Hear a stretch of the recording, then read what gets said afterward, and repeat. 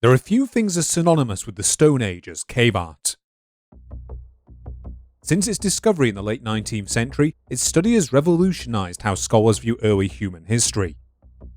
Its very existence recast the people of the past from savages, incapable of our modern understanding of art, into creative minds on a par with the artists of succeeding eras. In the century since it was realised just how ancient these images were, hundreds of remarkable examples have come to light, and some of this art's more illustrious images are now famous in their own right. In fact, if you walked up to someone on the street and asked them to name things they associate with the Stone Age or cavemen, okay, they'd probably mention the Flintstones. If you kept talking to them though, I'm willing to bet that someone would eventually bring up cave paintings. Yet despite this recognisability, in the popular consciousness these images are often seen as inherently crude, an early, lesser attempt at art by a more primitive form of humanity. To test this, I asked a few friends what came to mind when thinking about cave art, and the most common answers were something along the lines of a stick person throwing a spear at a mammoth. The reality of cave art, however, couldn't be further from this. Whilst its quality varies as with any body of artwork, many of the images found throughout Europe display a level of sophistication in their composition that can only be described as genius. And when you pause to consider the medium and tools that these people would have had to work with, the level of technical skill displayed by these paintings becomes almost miraculous. Many of these items include examples of shading, perspective, and stylization that would be unprecedented elsewhere in artwork for millennia, and the very act of their creation required a person with highly developed skills, knowledge of the world around them, and at times major technological innovations. I feel confident in saying that neither I nor you, nor even the best artist you know, possesses the knowledge to replicate even a fraction of these images using the methods these people had available at the time. But beyond its beauty and technical accomplishments, cave art represents something deeper. Within these images, we see one of humanity's first attempts to depict the world around us. These paintings present us with a snapshot of a world long since extinct, filled with megafauna such as wild horses, aurochs, cave lions, cave bears, and mammoths, all now long vanished. What might these creatures have meant to the people who so dutifully portrayed them? What part did they play in their belief systems, and what messages would they have seen in their motifs and layouts? Why are these often beautiful images, so carefully placed and rendered by their artists, restricted to dark places beyond the eyes of most people? And if these images contain humanity's earliest documented thoughts about the world around us, why in most cases are humans so conspicuously absent from them?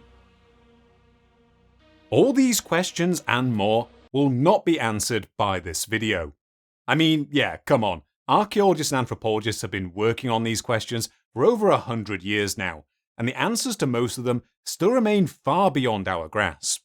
I'm sure I, the person whose crowning academic achievement this year was managing to fix my garage door, which I also broke, I'm going to be the one who finally gets to the bottom of it all. But whilst the answers to many of these questions continue to elude us, that doesn't mean that there aren't a tremendous number of things that we do know about cave art.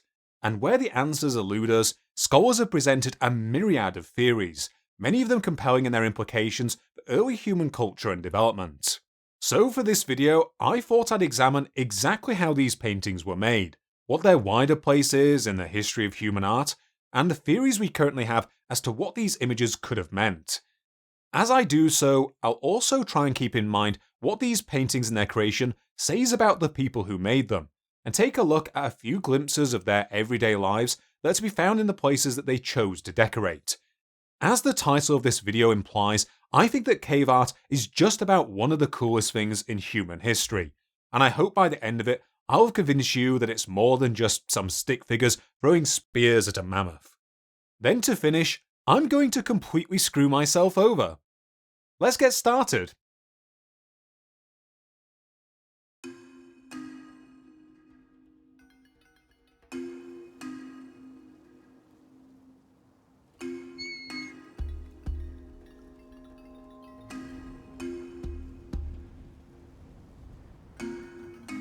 Before we get going, I should probably start by saying exactly what I mean when I say cave art.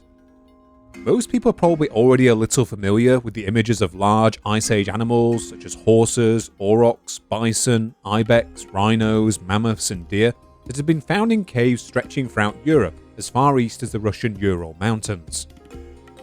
The vast majority of these are found throughout southern France and northern Spain, with these countries being home to over 300 of these sites.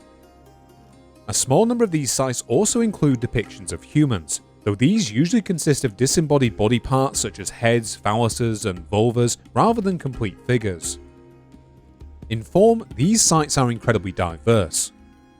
Whilst the majority contain only a small number of animal paintings, some larger sites are famous for the breadth and scale of the depictions they contain. At sanctuaries such as Lascaux, Nyon, Koski, Chauvet, and El Castillo, many hundreds of paintings and engravings have been unearthed, with each site containing their own unique layouts and selections of animal subjects.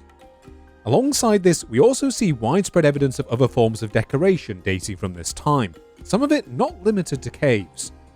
These include simple handprints, dots, and geometric patterns of varying complexity that actually outnumber the known animal figures. On top of these, we also see images that didn't use pigments at all.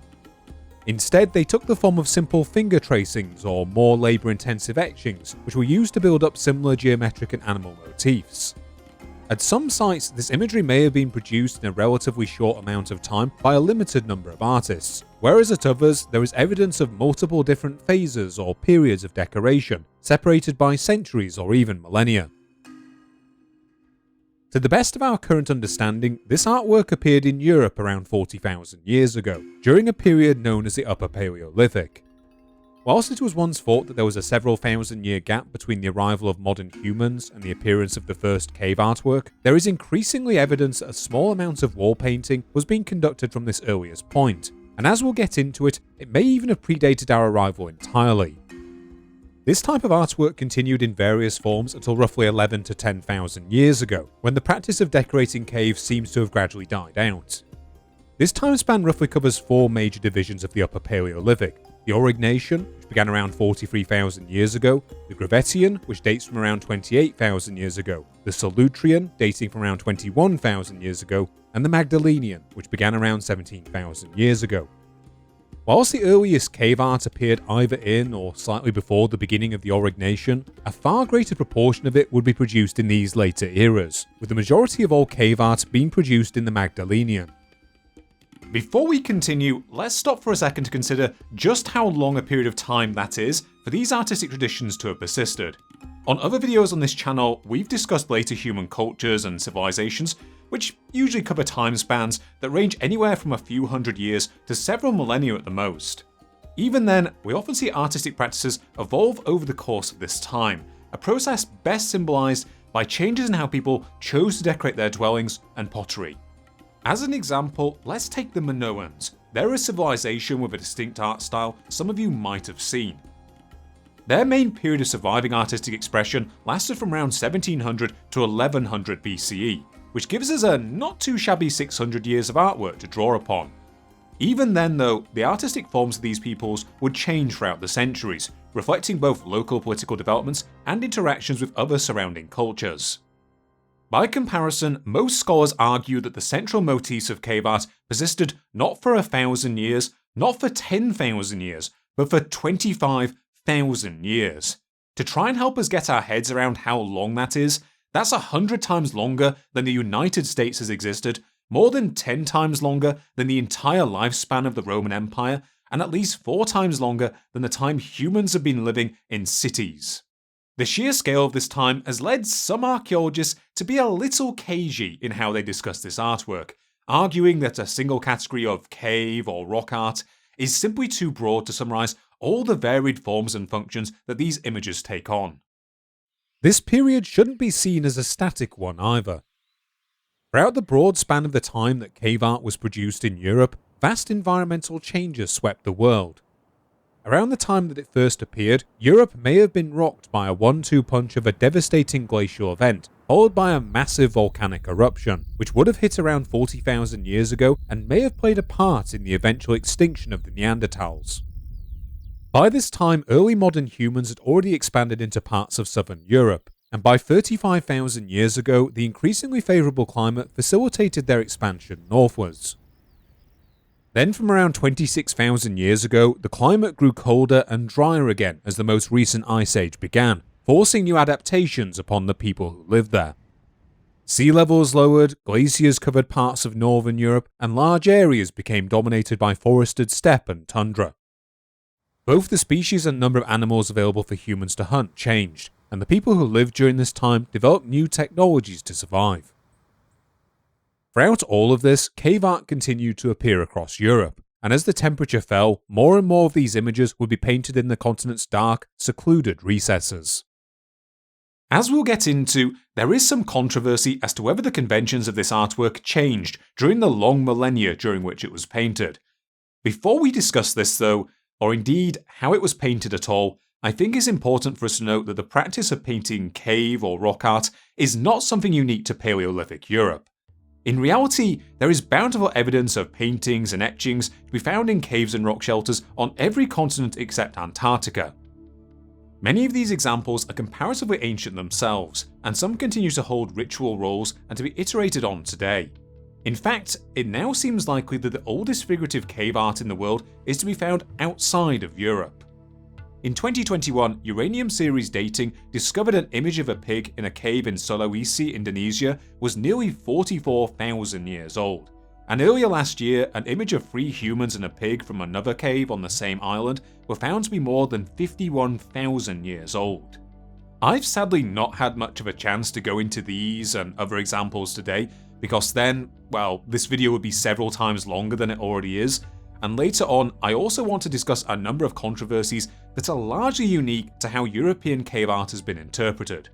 It would be disingenuous of me though not to acknowledge that these exist. So before we can go any further, here are 5 cool examples of cave art from around the world in case you want to check them out yourself.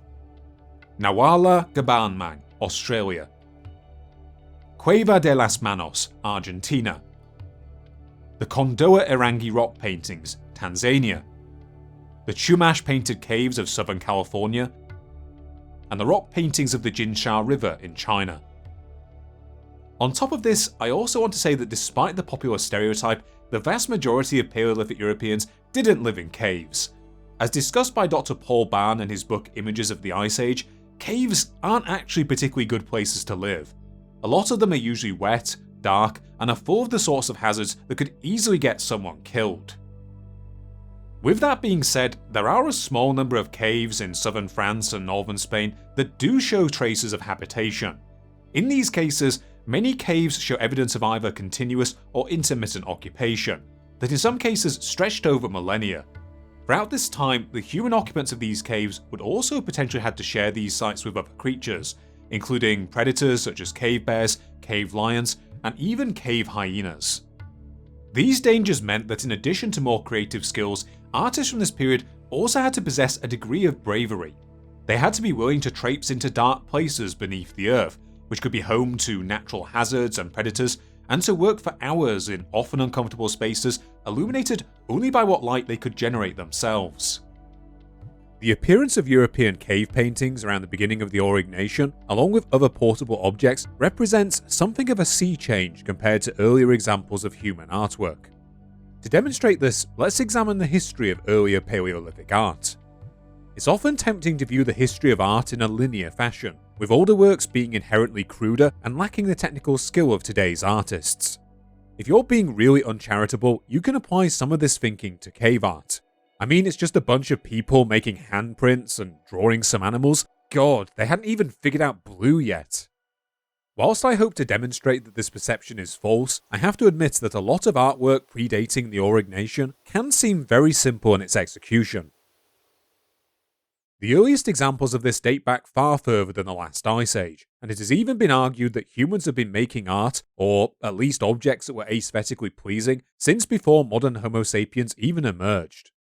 The exact point where this artistry became intentional, however, is less certain. As noted by archaeologist Dr. John Clott, what complicates things is that there are quite a few objects from this time that might seem like works of art to us, but that may have had all the artistic intent of a well-made bird's nest or a spider's web. We might find this hand axe aesthetically pleasing in its symmetry and angles, but in all likelihood its creator would have been more concerned with making an effective tool. Even then though, there are elements about these tools that have given archaeologists pause. A good example of this is another 250,000-year-old hand axe that was unearthed in Norfolk in England. This axe was probably crafted by either Homo heidelbergensis or an early Neanderthal, and whilst the axe itself is known to be structurally flawed, it prominently retains a fossilized shell at its center, a decision that may indicate some appreciation for its aesthetic qualities. This idea is a controversial one, and some archaeologists have argued that its inclusion may have been for other reasons. For what it's worth though, on a technical level, I think the positioning of this shell is a type of artistry. After all, do you know anyone who could turn a piece of flint into an even-sided, functional, if flawed tool, whilst deliberately retaining the shell in such a prominent position? If you know anyone who's really into flint knapping, please disregard this question. Outside of these tools, a small amount of intentionally designed artwork made by anatomically modern humans that dates from before the Upper Paleolithic has been accepted as authentic by archaeologists. From what we do have, it's clear that art wasn't something that was just suddenly invented in one particular place or time. Instead, over the millennia, we see a small number of crafted objects emerge that display a level of intentionality in their appearance. These largely consist of either reshaped natural objects or geometrical lines and carvings, and many Middle Paleolithic sites in Europe, Africa, and Asia show plentiful evidence of naturally pierced shell beads that may have been strung as decorations. The most significant sites dating from this period, however, have been found in modern South Africa, which includes Sibudu Cave and the Klein Clephas and Deep Kluif rock shelters. The most famous site, however, is that of Blombos Cave. Here, large numbers of pierced sea snail shells have been found that were clearly worn as necklaces, along with more than 8,000 pieces of ochre, some of which bear simple geometric motifs. Relevantly for us, some of these sites also contain early evidence for simple paint production. Again, using Blombos as an example, 2 seashells have been found here dating from around 100,000 years ago that contain traces of ground red ochre that may have been mixed with marrow to produce a fine red paste. This mixture would then have been used to decorate objects, and could also have been used to tan hides or could have been applied to the skin to act as a simple form of sunscreen or insect repellent. A number of potentially artistic objects dating from the Middle Paleolithic have also been found throughout Europe. These items include simple rock engravings, bone incisions, and pierced bone and ivory objects that were most likely created by Neanderthals. There's also plentiful evidence that Neanderthals used ochre, both as a decoration and as a burial component. Large amounts of red ochre crayons, and in some cases black manganese oxide pieces, have also been found at sites throughout Europe, whilst painted shells have been unearthed at Fumane Cave in Italy and Aviones Cave in southeastern Spain. In recent years, it has also been controversially suggested that Neanderthals may have produced some early cave art. In 2012, a team headed by Dr. Dirk Hoffman, Dr. Christopher Standish, and Professor Alistair Pike published a study claiming that a number of simple motifs and hand stencils at sites in northwestern Spain dated from around 37,000 to 41,000 years ago. This would put them right at the crossroads where both modern humans and Neanderthals were present within the region.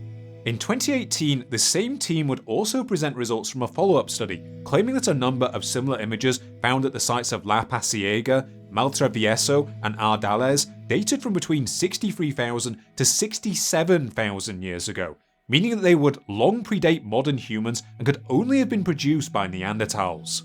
To the best of my understanding, these findings are still controversial, and their accuracy is a question that's really beyond the scope of this video.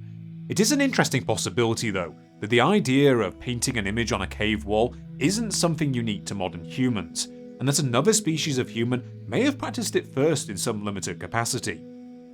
Either way, the impression given to us from this early artwork is of a humanity still assembling the toolkit it needed to express itself, and one that is perhaps still developing the creative impulses that will lead to the myriad forms of artwork seen throughout our later history. Despite this though, the creation of this artwork indicates that a major threshold had already been crossed in our development. We should also keep in mind that some of our perception of this early art may be because what we are seeing here are merely the examples that have weathered the long millennia until now. Given what we know of examples of paint production dating all the way back to sites like Blombos Cave, it may be that there were many earlier examples of painting, either in caves or elsewhere, that simply have not survived to the modern day. This is also likely the reason that whilst engravings dating from the Upper Paleolithic have been found in rock shelters throughout Europe, no known examples of paintings have been found outside of caves, and reconstructions have shown that their pigments are easily degraded by the elements. Getting back on track though, the impression we have is that from the Upper Paleolithic onwards, artistic practices would intensify and also diversify. Alongside the first appearances of animals in cave art during the Aurignacian, we also start to see portable artwork depicting both animals and humans appearing throughout Europe. These include a number of carved stone, bone and ivory objects, the most famous of which have been found in the Swabian Jura, or Alps. Perhaps the oldest known example has been found at the cave of Hohlenstein-Stadel, dating from roughly 40,000 years ago. Here a fragmentary mammoth ivory figurine has been discovered shaped into a human-like form, but which also features a lion-like head. Elsewhere, the roughly contemporary cave of Vogelhert has yielded carved images of big cats, horses, mammoths, bison, deer and rhinos, whilst more than 500 examples of what have been somewhat misleadingly termed Venus figurines have been found throughout Europe. These usually consist of either figurines or rock carvings of women with large hips and breasts, and whilst the oldest known example of which dates from the early Aurignacian, they would continue to be produced throughout Europe until the end of the Paleolithic. Alongside these, we also know of many different examples of carved handles, spear throwers and plaques that were created later in this period, along with sexual imagery such as phalluses and vulvas. Reshaping these items into figurines would have required a great deal of skill, and it can't be disputed that many are beautiful in their own right. My personal favourite piece from this period is the fragmentary head of a woman that was found at Brassompuy in southwestern France. There's such a tenderness in the delicate cross-hatching of the hair, the way the nose and the eyes and the brow are all individually shaped. But for all the craftsmanship these portable objects demonstrate, many early prehistorians felt that there was something of an additional creative leap between the production of this portable artwork and the creation of cave art when the first example of the latter was discovered. To them, there seemed to be a big difference between the type of creative ability that would lead someone to reshape an existing object, perhaps one that already naturally resembled the intended figure, and the type that would lead someone to create an entirely new image from scratch. As we will discuss, this is itself something of a false perception, and cave artists often seem to have been similarly influenced by cave wall features when composing their paintings. At the time though, this apparent extra jump in creativity was judged by many to be one beyond the abilities of Paleolithic humans, and this perception led many of the period's most eminent prehistorians to reject them as more modern creations. The result was one of the great injustices in the history of archaeology.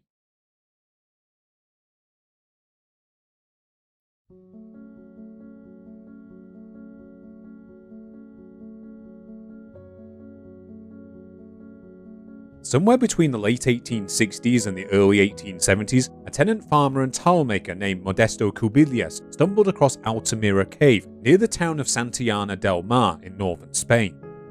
At the time of his discovery, he was out hunting, and by chance his dog wandered into its entrance. For the next several years, the cave would remain largely unexplored, until in 1876 an amateur naturalist named Don Marcelino Sanz de Sautuola paid it a visit. On his first visit to Altamira, de Sautuola seems to have thought little of it, noticing only a few engravings and some black painted signs on a wall.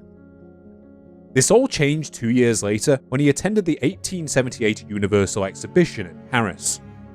Whilst exhibiting some of his region's produce, his attention was drawn again and again to the prehistoric artifacts that were being displayed by the prehistorian Edouard Piet.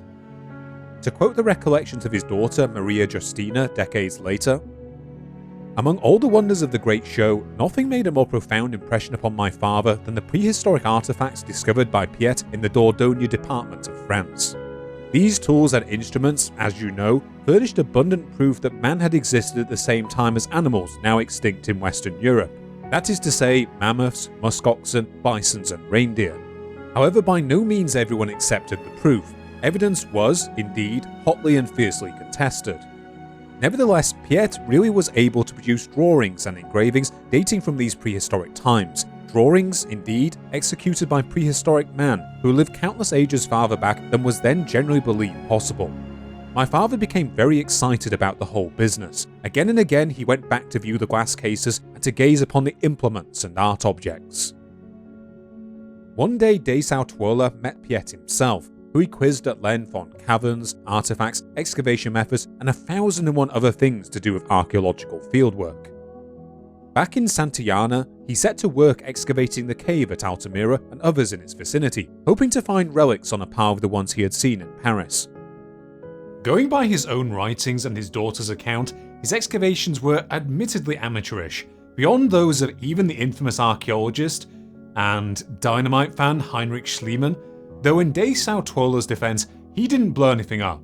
Apparently he simply took some shovels, picks, and maybe a few men, then went out to the cave almost every day and got digging. His efforts were soon rewarded though, as he found evidence of stone and bone tools both at Altamira and at other sites in the area. It was sometime around November 1879, however, that he stumbled upon the discovery that would both make his name and undeservedly damn it. During one day of digging, he brought along his daughter Maria Justina, then aged just 8 years old. Whilst he dug into the cave floor, she ran around in the cavern playing. Suddenly, the young girl happened to look up at the roof. It was there that Maria saw something that her father had failed to notice. She pointed upwards and cried out, "Mira, Papa, bueyes." There she saw the forms of bison stunningly rendered across the rock face. Maria Justina de Sautuola had just discovered the world's first known example of cave art. In a 1923 interview with Herbert Kuhn, she would describe her memory of her father's reaction. "I pointed the pictures out to my father, but he just laughed. But soon, however, he got more interested, held his lamp aloft while he made out a picture here and a picture there. He dabbed the colour with his fingers and recognised that the pigments were real oil colours, that is to say, they had been mixed with a fatty medium. He was so enthusiastic that he could hardly speak." De Sautuola went on to produce a booklet describing his findings, matter-of-factly titled Brief Notes on Some Prehistoric Objects from the Province of Santander. Whilst de Sautuola was not the first person to document potential cave art during this period, many earlier prehistorians had dismissed the notion that Paleolithic paintings could exist at all, and the small number of preceding reports went uninvestigated. It was de Sautuola, however, that made the leap to suggest that these images may be related to the ancient deposits alongside which they were found, though this hypothesis was only cautiously stated in his booklet. To de Sautuola's great dismay, however, the paintings were rejected as frauds by the majority of prehistorians. Whilst Piet would accept them as genuine, over the next 2 decades, many others would try to discredit his claims. Some of their objections were more understandable than others. After all, this artwork was unprecedented, and came from a self-professed amateur largely unknown to the prehistorians of the day. As the European Paleolithic was then best understood from sites in southwestern France, there was also some justifiable skepticism at such a major discovery being found in a region that was then considered of lesser importance. In the modern scientific community, these are all points that would hopefully have led to follow-up studies in order to verify the picture's authenticity. Instead, however, many prehistorians dismissed the images as unworthy of investigation. The man who has gone down in history as the loudest of these naysayers was the esteemed prehistorian Émile Cartiac. Writing of the 1880 Lisbon Conference, where de Sautuola and Spain's foremost prehistorian, Professor Juan Vilanova y Piera, presented these findings, writer Pierre Minviel claims that Cartiac left the hall in disgust, declaring the paintings to be a vulgaire farce de rapine. Whether this actually occurred or not is uncertain, as I was unable to find any source from the time to back it up. When presented out of context though, this claim does present Cartiac in something of a villainous light, working against de Sautuola's efforts to publicise his findings. A charge that has some justification. Reading the actual correspondence between the two, however, reveals that Cartiac had a more nuanced take on Altamira. In a return letter acknowledging the receipt of de Sautuola's booklet, Cartiac was actually complimentary about much of his work. He agreed that the tools and bones he had discovered were indeed prehistoric, and even asked him to send the bones to him so that they could be categorized. In a prophetic moment, he wrote that, quote, "I do not believe that any other discovery has ever been made in Spain that is of more importance than yours, from the point of view of prehistoric archaeology." The paintings, however, went largely unmentioned, and over the next 2 decades, he and many others would dismiss the significance of Altamira's images. Some of this dismissal may have been due to a mistake on Cartillac's behalf. When viewing reproductions of Altamira's bison, he mistook them as an attempt at depicting an aurochs, then dismissed its horns as being the wrong shape. When considering the backlash to de Sautuola's discovery, you also have to understand that at the time, the true antiquity of man was still a new and controversial subject within wider society.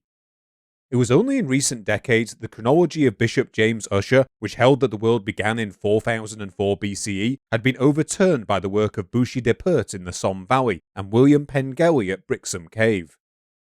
In 1859, Charles Darwin's publication of On the Origins of Species popularized the theory of evolution, and the implications of its theory of natural selection for the origins of humanity remain contested both amongst the scientific community and vehemently opposed by the Catholic Church. As Maria de Sautuola noted in that earlier quote, even the true age of the portable artwork presented by Piet and others was still controversial at the time. As such, Cartillac and other scholars, like his anti-clerical colleague Louis-Laurent Gabriel de Mortier, were concerned that anti-evolutionary Jesuits were scheming to make prehistorians look like fools by perpetrating a hoax, and this unfortunately led them to suspect de Sautuola.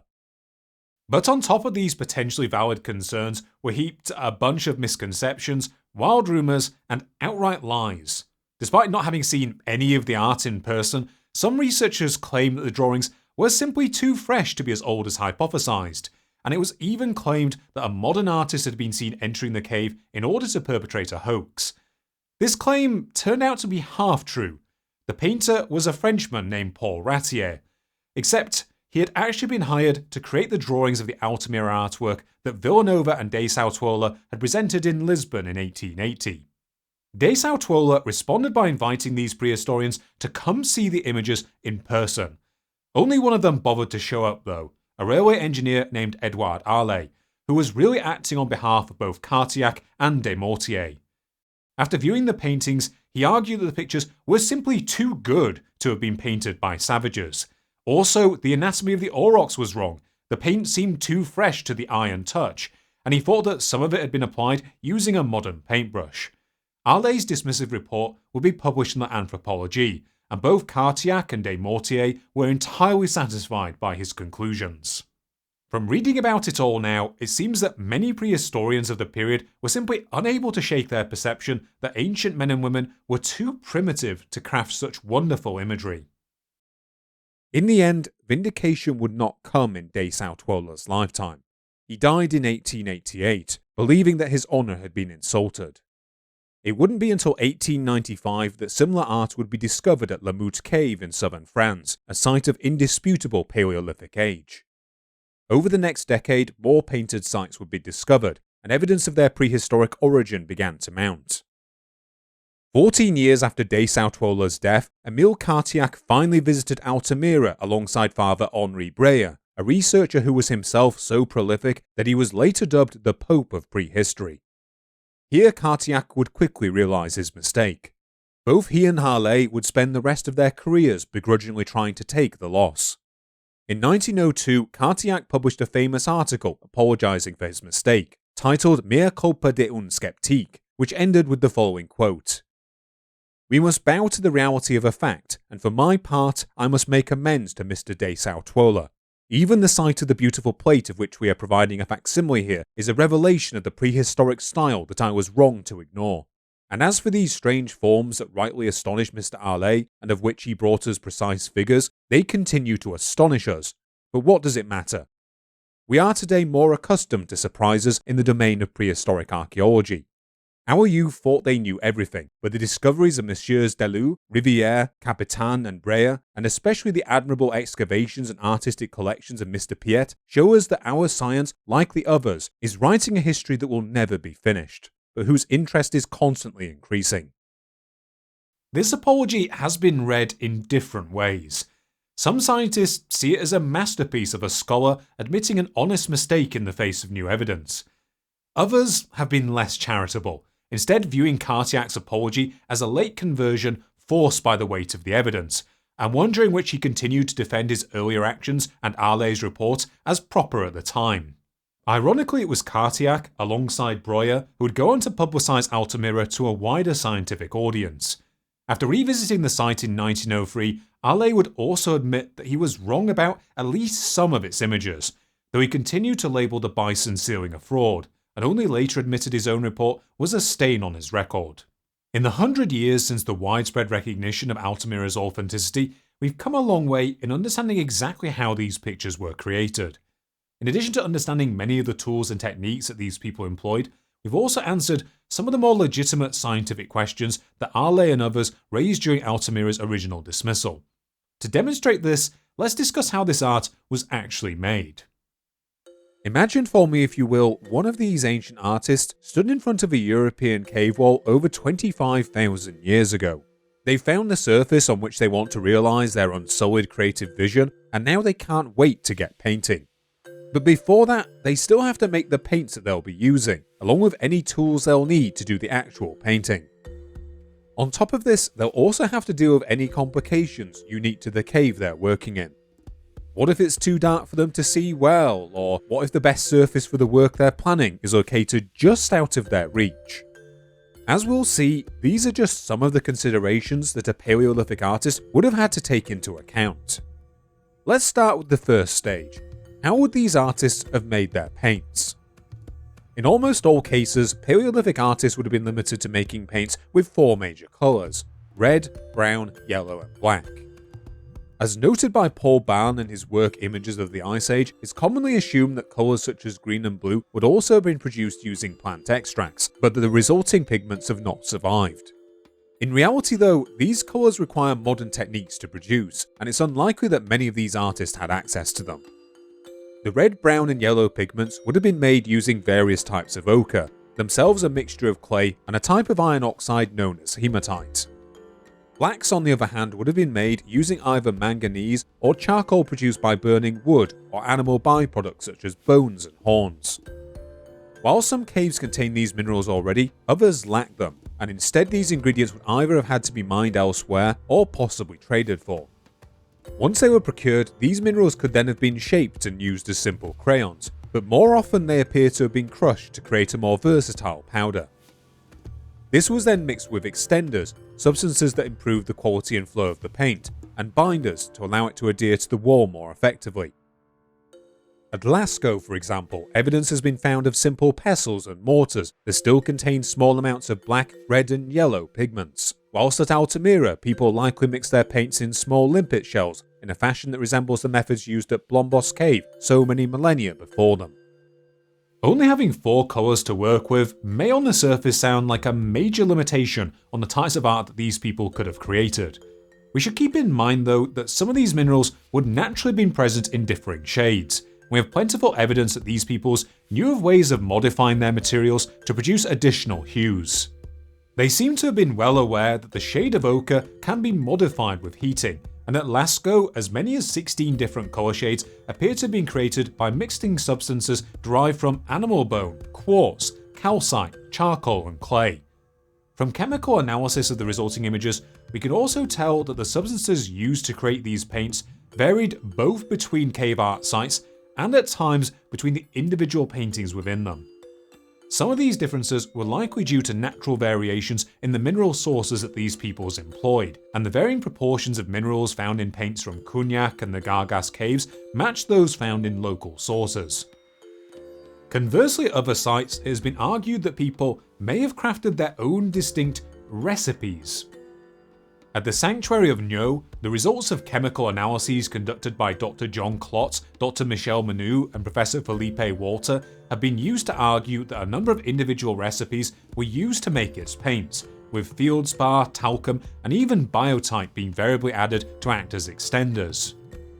This claim has provoked a great deal of discussion, and has led to speculation as to whether individual artists would have concocted their own specialist recipes, and if they may have placed any special significance on the substances that they mixed into these images. Paints at other sites have also shown trace amounts of bone and antler, though whether they were intentionally added or are simply contaminants from the tools used to produce them is uncertain. Similarly, the type of binding agents used between these sites also varied. Modern reconstructive efforts, particularly those performed by Claude Curho at Lascaux Cave in the 1970s, have shown that the most effective binding agent available was likely just some good old-fashioned water, particularly the calcium carbonate-rich water that would have been readily available in most caves. Indeed, this seems to have been the primary binding agent used at many sites, though we also know of others that employed a wide range of different animal and plant-derived fats.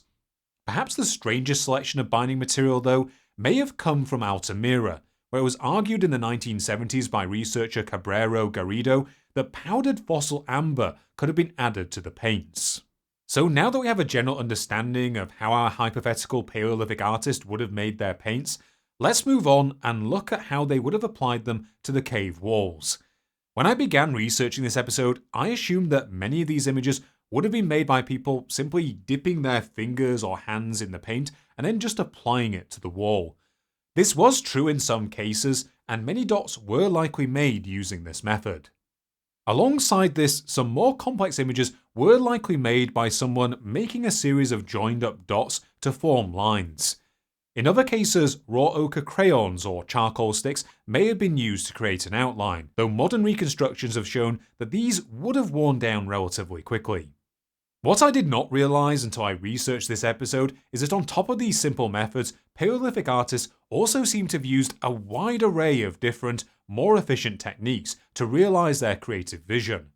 One of the most common images you'll see throughout cave art are these cool negative handprints, where a person's hand is outlined with pigment to leave behind an impression.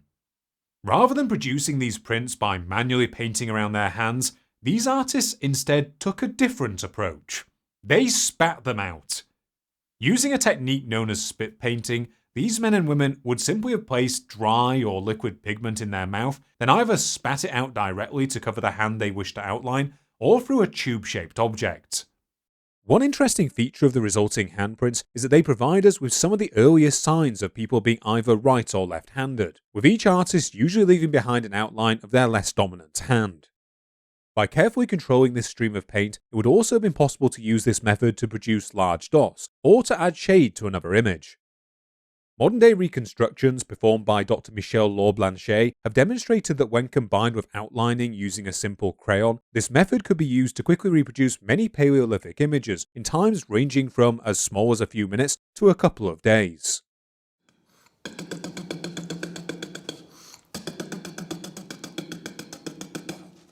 Alongside this method, we also have evidence that Paleolithic artists would have used a wide range of other tools to complete these images. These include spatulas and animal hair pads, along with a technique known as stump drawing, where paint is applied to a wall and then spread using either a hand or a piece of hide. It might also surprise you to learn that some images were likely painted using simple brushes made from either animal hair or vegetable fibres in a fashion that resembles modern painting. Outside of painted images, we also have many examples of engraved imagery that have been found in these caves that would have been created using a variety of methods. The simplest of these consisted of tracings produced by running a finger across soft surfaces such as moon milk, a creamy white substance that builds up on certain types of rock. For harder surfaces, a tool would have been required, which would have included simple flint blades, flakes, and more chisel-like burins. When they were first cut, the resulting engravings would have appeared much clearer than they often do today, consisting of sharp lines standing out against the darker rock. At the sites of Altamira, Triomphe, and most famously at Chauvet Cave, walls were selectively scraped of any debris before painting, resulting in a white limestone background against which these images would have stood out in vivid detail. There's even examples of images that combine both engraving and painting as part of their composition. At Altamira, for example, the paintings on its famous bison ceiling were first given detailed outlines through careful engraving and painting in black, after which most were then filled with red paint. So we now know what sorts of paints and tools our hypothetical artist would have had available to craft their masterpiece. But before they could do that, there's yet another hurdle that they would have had to overcome. The light levels of individual caves naturally vary depending on their layouts, and in a few cases, natural light sources may have been enough to paint by. The vast majority of caves, however, are simply too dark for this to be possible, and some form of artificial lighting would have been necessary. In some cases, this may have been generated by a few small fires set on the cave floor, but more often it seems that portable forms of lighting were employed. At sites such as Chauvet and Koski, this lighting was provided by simple torches, most often made from pine, that could have been easily lit by striking a flint against a piece of pyrite. Evidence for this can also be seen in the occasional presence of charcoal on cave floors, along with soot marks and torch wipes where a dying torch was brushed against the cave wall in order to revive it. It was the absence of these types of markings at Altamira Cave that provoked one of the more understandable objections raised by skeptics of its authenticity, and allowed them to argue that in the absence of torches, these images must have been produced using modern lighting. It's now clear though that the creators of Altamira's imagery used simple oil lamps instead of torches, which gave off little to no soot. Surviving examples of these lamps have been found at a number of other caves, including Lascaux, Gabio and Lamut, as well as at a number of open-air sites and rock shelters. These usually consisted of a simple piece of rock with a natural hollow, which was then filled with animal fat and grease to act as fuel. To complete these lamps, a wick would then have been added, which perhaps consisted of a piece of wood, some plant fibres, or even some moss. The majority of these lamps were fairly utilitarian in their appearance, but a small number appeared to have been more deliberately shaped. At Lascaux and Lamut caves, a pair of carefully smoothed red sandstone lamps have been found, the former of which includes an engraved handle, and the latter of which carries the carving of an ibex on its underside. The amount of light generated by these lamps would have been small, estimated by Dr. John Clott at around a fifth of that produced by a modern candle.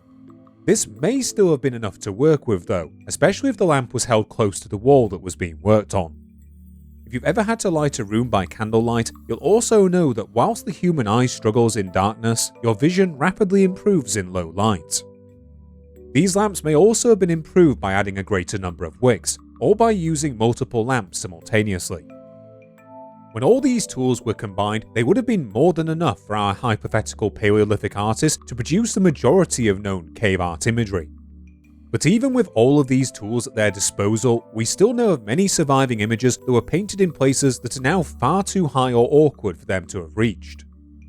In some cases, the inaccessibility of these images may be due to changes in the level of the cave floor in the millennia since they were painted, and artists may have been able to reach higher up sections of wall using rock perches that no longer exist. At some sites though, it's clear that a form of artificial support would have been required to produce these paintings. The response of these people was an ingenious one. They flat out invented some of the world's earliest examples of engineering. These appear to have included simple ladders that could have been produced by selectively trimming a tree so that its branch stumps produced rungs that could then be climbed. In some cases though, it's clear that more substantial scaffolds were used to allow easier access to these walls. The best known example of this has been found at Lascaux Cave's Axial Gallery, which contains many paintings that are situated well above head height. Here a set of about 20 sockets have been found, dug 2 meters up into the wall. Upon their discovery, these sockets were found to be filled with clay. This in turn contained holes that it has been suggested were once filled by branches strong enough to hold an artist's weight. Supporting evidence for this is also provided by the substantial quantity of charcoal that has been found throughout the area's archaeological layers, analysis of which has found fragments of large branches of oak and pinewood that had been brought into the cave. Standing here in 2025 with all the conveniences of the modern world at my disposal, it's really striking to me just how much work people from this era would have had to put in before they even put that first dab of paint on the wall. Nowadays, if you're an artist, you can get almost any tool or type of paint tailor-made for you, providing that you have the money. I'm not an artist myself, but as a seasoned yet somehow still mediocre Warhammer painter, I'm used to just being able to buy a new shade of paint pre-made, or being able to quickly make one by mixing 2 colours together. But these artists likely had to make every element of these paintings themselves. This is why I said in the video intro that neither you nor the best artists you know could produce these images the way these people did. After all, do you know how to make a paintbrush? Do you know where you'd find the minerals you'd need to make these paints? Or how to crush them into a fine enough powder to work with using tools that you made yourself? Are you capable of making an oil lamp or a torch from scratch, or of cutting down a tree and building a scaffold from its wood that could bear your weight? And keep in mind that you'd also need to know how to hunt for or gather all the animal and plant products that we mentioned. Understanding the sheer amount of work that went into these images before they were ever painted, well, it really makes you appreciate the importance that they must have held for these people to go to such great lengths to create them. So after all that effort, our imaginary Paleolithic artist has all the tools they need to make just about any image in just about any place. But the moment they started trying to paint, they would have encountered other problems with which most modern artists would be unfamiliar. While some walls may have been ideal to paint on or engrave, others may have been too humid for these pigments to adhere effectively, or their rock could have been too soft and unstable for engraving to be practical. Another major factor is that cave walls are rarely flat, and these artists would have been working with a 3D surface full of contours and bumps that could easily disrupt their intended image. The result was that they would have needed a great deal of understanding of these surfaces to plan and execute paintings without introducing flaws or warping their perspective. These types of features may also have determined which walls would have been selected for decoration. You might remember earlier when I mentioned how early prehistorians thought that an additional leap in creativity was required to create a painting compared to simply reshaping an object that may already have resembled an animal or human figure. From what we now know though, it seems that in some cases, Paleolithic artists appear to have deliberately selected walls with features that they could incorporate into their painting, and that may already have been suggestive of an animal's shape. This also extends to the shadows that would have been cast across these surfaces, and in a few cases, we know of examples where artists added features to gaps and holes in the rock in order to suggest an animal's shape. How these artists chose to do this often led to some really cool results. During the painting of the famous bison ceiling at Altamira, its artists deliberately incorporated a number of protrusions in the rock into the animal's layout. In one case, someone deliberately drew a bison in a curled position in order to match the contours of the rock boss, and the resulting image may depict the animal sleeping or simply resting. Even if our hypothetical artist was able to take these factors into account, it's clear that as with modern painters, the level of skill of the people who created these images varied dramatically. In the case of some more complex sets of images, which are sometimes known as panels, it's possible to see a wide range of abilities on display. To return to Chauvet's lion panel again, there are images here that really make you realise the genius of some of the artists involved. Some of its lions and bison have a level of naturalistic detail that really makes you appreciate the labour that went into their creation, to the point where if you squint slightly, some of them can seem akin to a real animal. Looking at these images, you realise that artistic genius isn't something that came with the emergence of more modern technology. Instead, it's something that's always been with us, even if we hadn't finished developing the tools we needed to give form to the ideas that many of these people doubtless had. Then if you look a few feet to your left, you get this. It's kinda rubbish, and honestly, I love it. As silly as this painting of a lion might look now, it's important to remember that it represents the efforts of a human being who is still consciously learning and evolving as an artist, a process that anyone who's picked up a pencil or a paintbrush can relate to. There's also something profoundly egalitarian about how these images are arranged, with little regard for how much the final image resembled its subject, or even if a new painting disrupted the lines of an older work.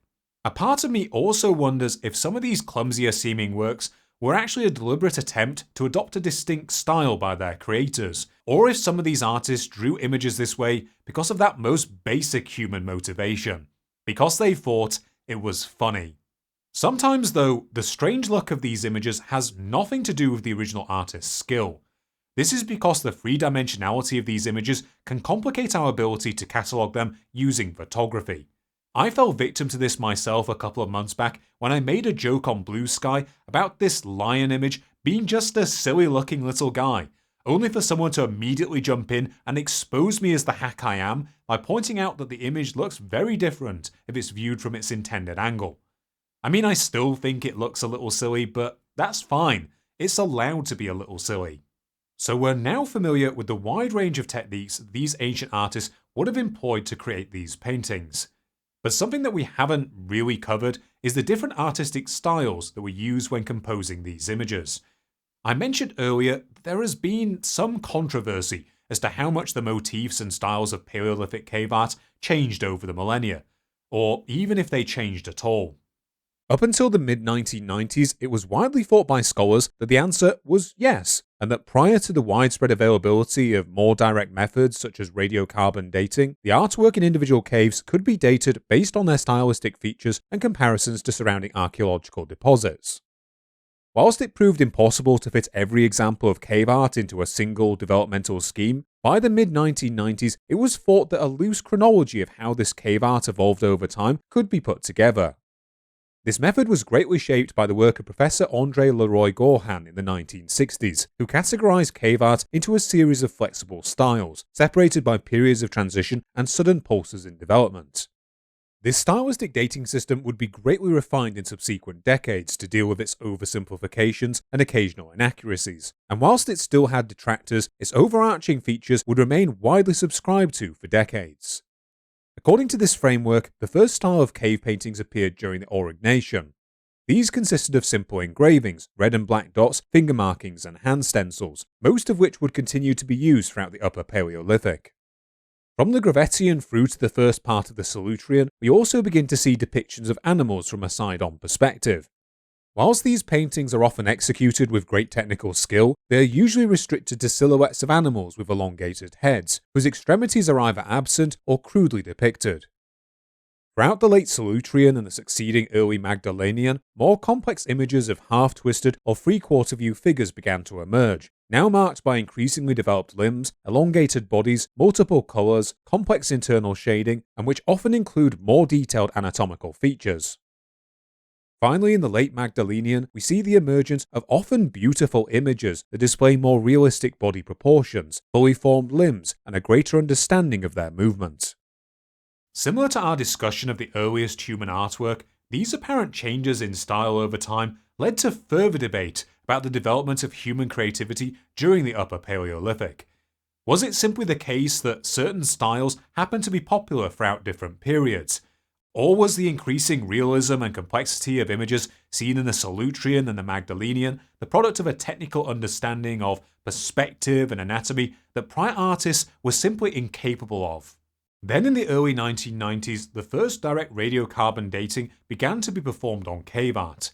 Through the use of accelerator mass spectrometry, a range of dates were produced for paintings at Nyo, Koski, Altamira, El Castillo, and Gargas, each of which broadly matched their expected dating within the stylistic framework. Despite this, there were a few unexpected discoveries.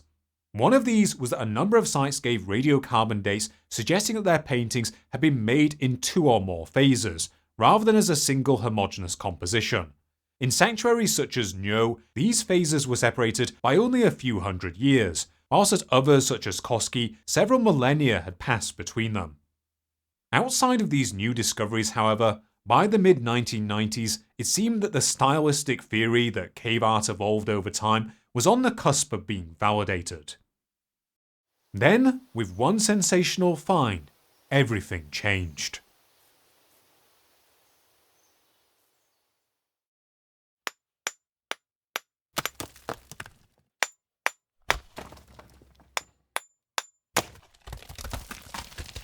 In December of 1994, three experienced speleologists broke through a wall high up in a large cave gallery. The three were Elliot Deschamps, Christian Hilary, and Jean-Marie Chauvet, and in the preceding years they had already found multiple examples of decorated caves throughout the surrounding Ardèche region. After digging their way through a small cavity not far from the famous natural river arch of the Pont d'Arc, they stumbled upon Chauvet Cave, becoming the first people to glimpse its hallways for thousands of years. After retrieving a ladder, the three descended to the cave floor. Around them, the silence was absolute. Into the darkness they walked, treading in each other's footprints so as not to damage the cave floor. In the light of their headlamps, they glimpsed its many beautiful geological features, along with bare bones, nests and teeth scattered beneath their feet. Reaching the end of the chamber, they took a narrow gallery to their right. Then as the beam of Elliot's light swept across the wall, she stopped and cried out. There, illuminated on the rock were two long lines of red ochre. Then they spotted a small red drawing of a mammoth, followed by a large red bear in the middle of a wall. Back in the main gallery, they found more paintings, this time of rhinos, mammoths, bears, lions, hand stencils, and dots. By the team's own recollection, so emotional did these discoveries render them that they were left speechless, capable of only the occasional shout or exclamation. Quote, "Alone in that vastness, lit by the feeble beam of our lamps, we were seized by a strange feeling. Everything was so beautiful, so fresh, almost too much so. Time was abolished, as if the tens of thousands of years that separated us from the producers of these paintings no longer existed.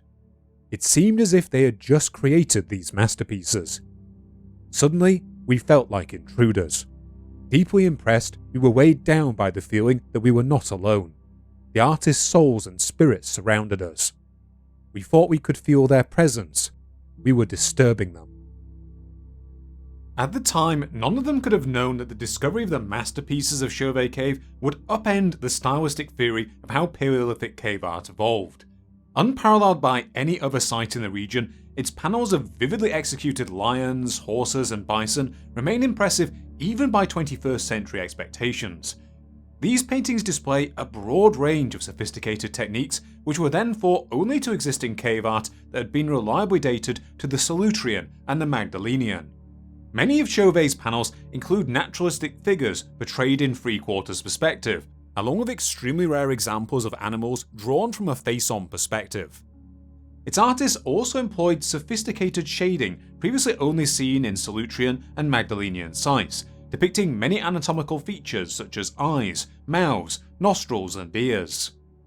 Some of its animals are even drawn in a fashion that its excavators have theorized may represent an attempt to depict movement. A good example of this is an image of a bison that was drawn with two sets of additional limbs, that it has been argued represents a creature in motion. This effect may have been particularly pronounced when the image was viewed using a charcoal torch, as the flickering light could have caused the creature's limbs to dance in and out of sight. In the documentary Cave of Forgotten Dreams, filmmaker and known Barbie enjoyer Werner Herzog would go so far as to equate it to an early attempt at cinema. We should note that the artist painted this bison with 8 legs, suggesting movement, almost a form of proto-cinema. All these factors meant that when it was first discovered, the majority of its images were estimated by its investigators to have been produced during the Solutrean and the Magdalenian.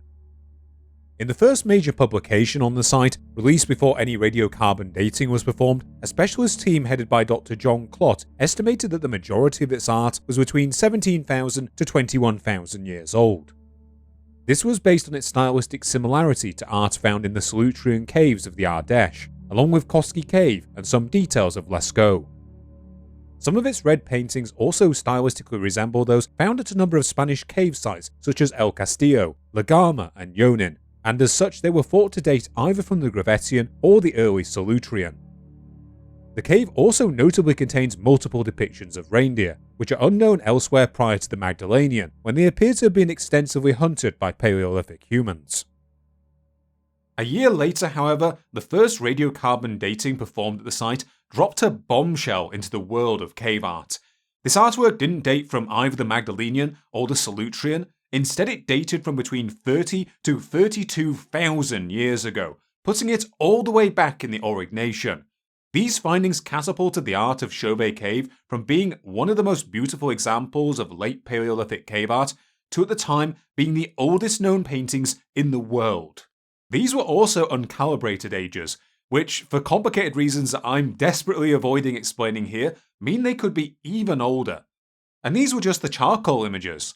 Whilst the red paintings in the cave are undatable using the same technique, a number of the black paintings are known to overlay them, and as such it was argued that these in turn must be even older. The revelation of the true age of these images would cause many archaeologists to dramatically rewrite the timeline of human artistic development.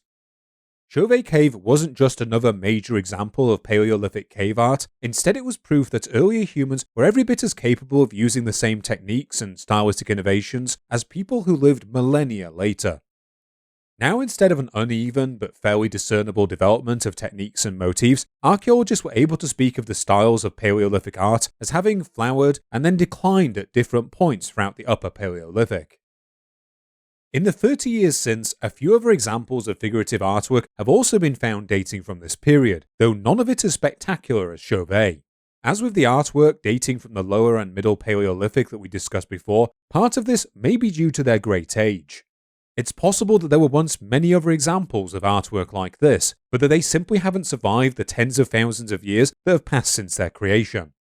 And if that's the case, then it's tragic to think of all the great artwork that's simply been lost to time. Who knows though, maybe one day similarly spectacular examples of cave art dating from this period will come to light, and continue to rewrite how we understand the development of human creativity.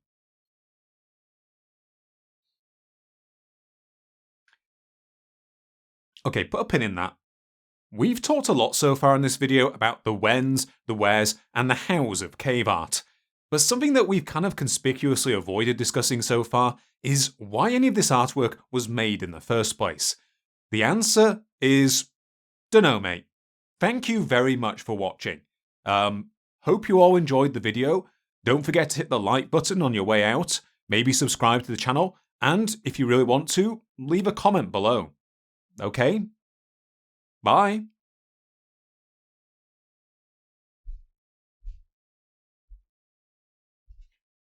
Okay. So, maybe it's a little bit more complicated than that. Thanks to the work of many cave art scholars and anthropologists, we're dealing with a much more interesting and well-discussed dunno mate than with many other unanswered archaeological questions. Since pretty much the moment of its discovery, a number of different theories have been put forward to try and explain the meaning of cave art's imagery. Indeed, the very recognition of the true age of this artwork forced a sea change in how archaeologists understood the art of early man. As we discussed before, the first Paleolithic artwork to be discovered was portable artwork such as decorated tools, sculptures and weapons that were uncovered in occupied caves and rock shelters. If you ask the generation of Paleolithic scholars that uncovered them what the artwork on these utensils meant, the answer was simple. Nothing! Absolutely nothing!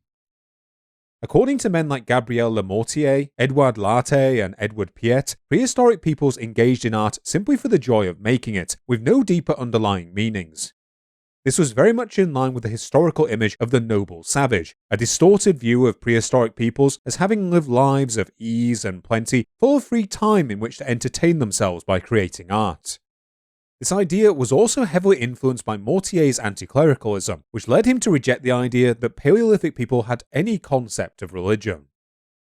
The discovery of cave art quickly overturned this theory.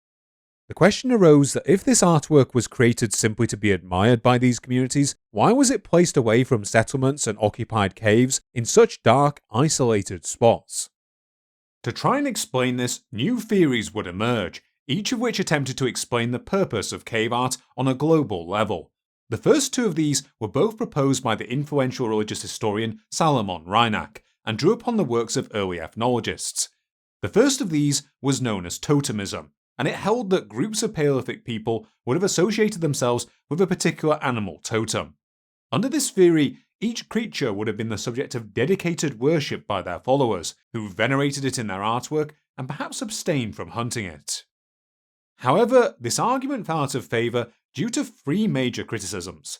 Firstly, if this theory were correct, it might be expected that archaeologists would have found caves dedicated to specific animal species, when the examples we know about are almost always mixed. Secondly, we know of images of animals that appear to have been pierced by arrows and other projectiles, which goes against the idea that these creatures were venerated. Thirdly, the collections or bestiaries of these creatures found at each site show little variability, and often represent only a fraction of the creatures that Paleolithic Europeans would have encountered. Around the same time, Reinach's second theory gained much wider acceptance. This school of thought argued that these images represented a form of sympathetic magic. According to Dr. Paul Barn, this was heavily influenced by cultural observations recorded by early ethnologists amongst modern hunter-gatherer societies, particularly the Aranda peoples of Central Australia. Like many early attempts at ethnology, these observations were built on some really dodgy assumptions. but we'll get into that in a moment.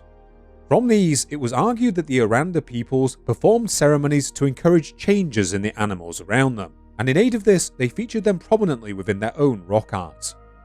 To these early 20th century scholars, it seemed natural that similar ideas could be assigned to Paleolithic peoples. This theory would come to be championed by Abbé Henri Breuer and Comte Henri Biguin. Breuer in particular was convinced that prehistoric peoples would have been chiefly preoccupied with hunting and the availability of suitable prey. In his writings, he stressed that Paleolithic peoples would have sought to control or influence these animals. Prey was depicted as plentiful and well-fed, whilst dangerous predators were depicted in order to lend their creators their skill and strength on the hunt. Meanwhile, Biguin would assert his belief that prehistoric art has a magical inspiration and meaning. He argued that some images had been ritually killed to improve their chances of success on the hunt, something indicated either by the presence of missiles piercing their flesh or through defacing of the painting itself. Any markings on the animals' bodies were interpreted in a similar light, whilst marks around a creature's nostrils or mouth were always interpreted as blood. These assumptions also coloured interpretation of other abstract symbols associated with cave art. These include claviforms, roughly P-shaped symbols that were interpreted as clubs or throwing sticks, and tectiforms, images consisting largely of four conjoined lines. These were commonly interpreted as pits or gravity traps, especially when found imposed upon an existing image of an animal. This theory also provided an easy answer for why so many images in Paleolithic artwork are directly superimposed over one another. After the ceremony a given piece of art was crafted for was over, it ceased to have any value, and could therefore be easily painted over or discarded in the case of portable art. From this magical interpretation also grew another related school of thought, fertility magic. Again, based on European observations of Aranda ceremonies, it was argued that the large numbers of prey animals seen in these images were painted in order to encourage them to reproduce, and provide an ample food supply for the humans who drew them. In line with this, advocates of this theory argued that European cave art was replete with sexual imagery. Now, it is true that some Paleolithic artwork has clear sexual connotations. We have many examples of carved vulvas, most of which are represented as a triangular shape.